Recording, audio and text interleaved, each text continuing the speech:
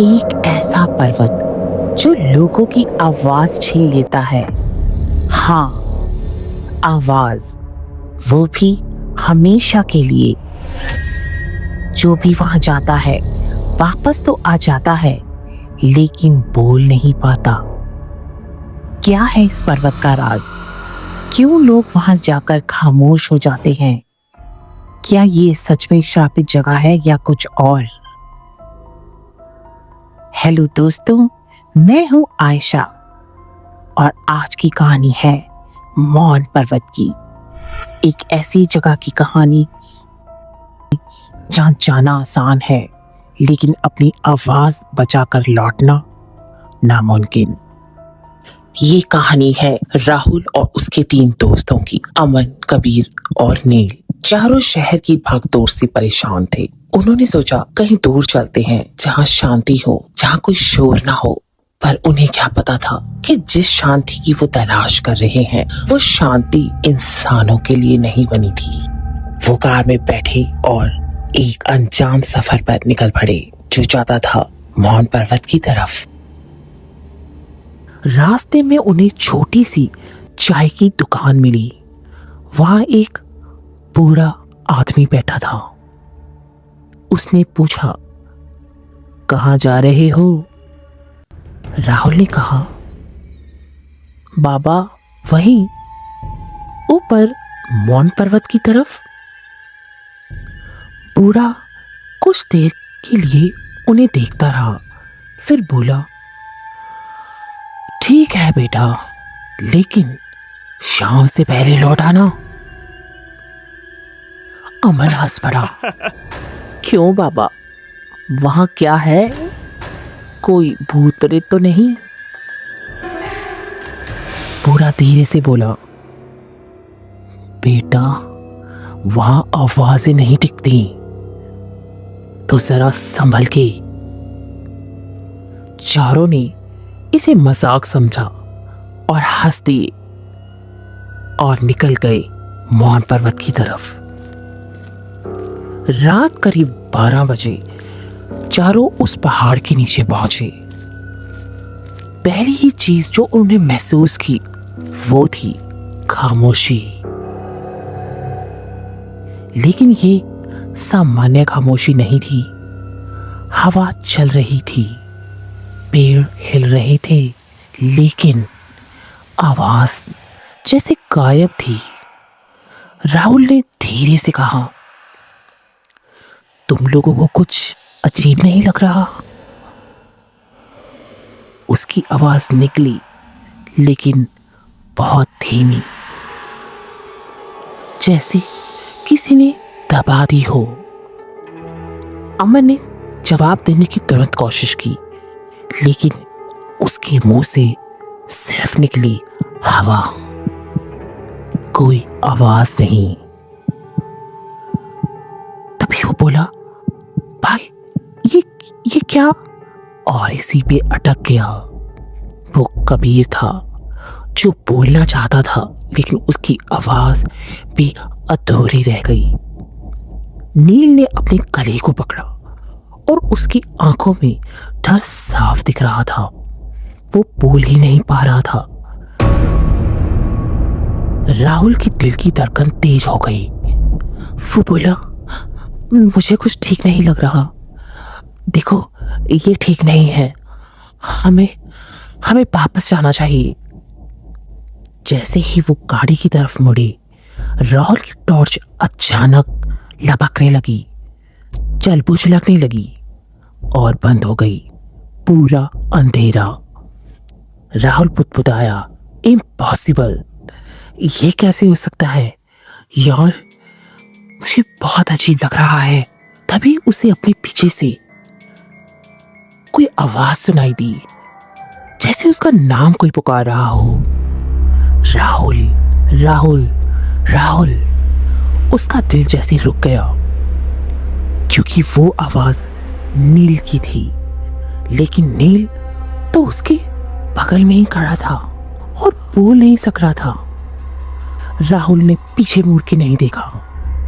उसने नील का हाथ कस के पकड़ लिया और कहा, देखो, कोई पीछे नहीं देखेगा। जल्द से जल्द गाड़ी तक पहुंचो। मैंने कहा जल्दी चलो। चारों अंधेरे में लड़खड़ाते हुए गाड़ी तक पहुंचे। राहुल ने चाबी घुमाई, इंजन स्टार्ट नहीं हुआ। दूसरी बार, तीसरी बार। चलना, जल्दी कर, राहुल बुदबुदाया। और तभी गाड़ी के पीछे के शीशे पर किसी का हाथ का निशान उभरा, जैसे किसी ने बाहर से हथेली रखी हो, लेकिन वहां कोई नहीं था। अमन का शरीर बुरी तरह कांपने लगा। राहुल ने आंखें बंद करके फिर चाबी घुमाई और इस बार इंजन स्टार्ट हो गया। गाड़ी चल पड़ी। राहुल ने एक बार भी पीछे नहीं देखा, लेकिन साइड मिरर में उसे कुछ दिखा। एक विशालकाय आकृति, सीधी, सफेद, लेकिन बिल्कुल स्थिर, जैसे कोई जीता जागता सफेद पत्थर हो। अचानक गाड़ी के अंदर ठंड पड़ने लगी, ज्यादा, बहुत ज्यादा, और उनको फील होने लगा जैसे उनके साथ कोई और भी बैठा है। अमन ने धीरे से इशारा किया, राहुल पीछे, पीछे देख। राहुल ने पूरी स्पीड बढ़ा दी। सड़क बहुत मुश्किल थी। गाड़ी पूरी तरह ऊबड़ खाबड़ रास्तों पर उछल रही थी और तभी सामने सड़क के नीचे वही विशालकाय सफेद साए की आकृति खड़ी थी। इस बार साफ साफ दिखाई दे रही थी। लंबी, चेहरा नहीं, सिर्फ कालापन, एक बर्फीली मौत की तरह। राहुल ने स्टीयरिंग घुमाया, गाड़ी फिसली और सड़क के नीचे जा गिरी। कुछ मिनटों बाद राहुल ने आंखें खोली। सब कुछ शांत था, पूरा सन्नाटा, कुछ ज्यादा ही शांत। उसने चारों तरफ देखा। अमन और कबीर थे, लेकिन नील नहीं था। राहुल चिल्लाया, नील, नील, कहाँ हो तुम? लेकिन उसकी आवाज धीरे धीरे धीमी हो चुकी थी, जैसे वो भी अपनी आवाज खोने लगा हो। तभी उन्हें मिट्टी पर जैसे किसी को घसीटने के निशान दिखे, जो उसी पहाड़ की तरफ जा रहे थे। अमन ने राहुल का हाथ पकड़ा। राहुल, यार मत जा, मत जा, मैं कहता हूं मत जा, ये वही चीज है। लेकिन राहुल नहीं रुका, वो आगे बढ़ा थोड़ी दूर। तभी उसे वहां नील दिखा, बैठा हुआ, सिर झुका हुआ। नील, नील यहां क्यों बैठा है? नील ने धीरे धीरे सर उठाया और उसी पर राहुल का खून जैसे जम गया हो। नील का चेहरा वही था, लेकिन आंखें नहीं थी, सिर्फ कालीपन और जबान जैसे कटी हुई हो। पर होठों पे एक हल्की सी मुस्कान थी। अचानक वो राहुल की तरफ झपटा। राहुल गिर गया। उसके ऊपर बहुत भारी दबाव पड़ा। वो चिल्लाना चाहता था, लेकिन आवाज नहीं निकली, जैसे उसकी आवाज भी छीन ली गई हो। भी अमन और कबीर ने उसे खींचा और किसी तरह राहुल को नील से छुड़ाया। पर अब वहां कोई नहीं था, ना नील, ना वो भयानक मौत जैसा बर्फीला पहाड़। तीनों किसी तरह हाफते हुए गाड़ी तक पहुंच ही गए। इस बार इंजन पहली बार में ही चालू हो गया। जैसे वो खुद ही चालू होना चाहता हो, वो उन्हें जाने देना चाहता हो।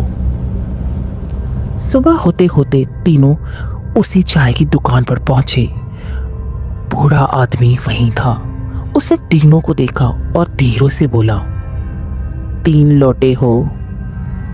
राहुल की आंखों में आंसू आ गए।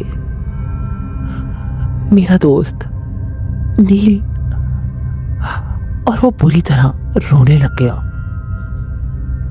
बूढ़े ने सिर झुका लिया और बोला, मौन पर्वत पहले आवाज लेता है और फिर इंसान को। तो दोस्तों, अमन और कबीर आज भी जिंदा हैं, लेकिन उनकी आवाज कभी वापस नहीं आई। डॉक्टर कहते हैं सब नॉर्मल है, लेकिन सच ये है कि उनकी आवाज वहीं रह गई उस मौन पर्वत पर। और राहुल वो बोल सकता है, लेकिन उसे आज भी रात को आवाजें सुनाई देती हैं कि कोई उसका नाम पुकार रहा हो, मदद मांग रहा हो, और वो आवाज नील की होती है। और अब वो कभी पीछे मुड़ के नहीं देखता, क्योंकि उसे पता है अगर उसने पीछे देख लिया तो अगली बार उसकी आवाज भी मौन पर्वत के पास रह जाएगी। अगर आपको ये कहानी पसंद आई तो आयशा हॉन्टेड डायरी को सपोर्ट कीजिए, लाइक कीजिए, शेयर कीजिए, सब्सक्राइब कीजिए। और मैं आयशा मिलूंगी आपको एक नई डरावनी कहानी में।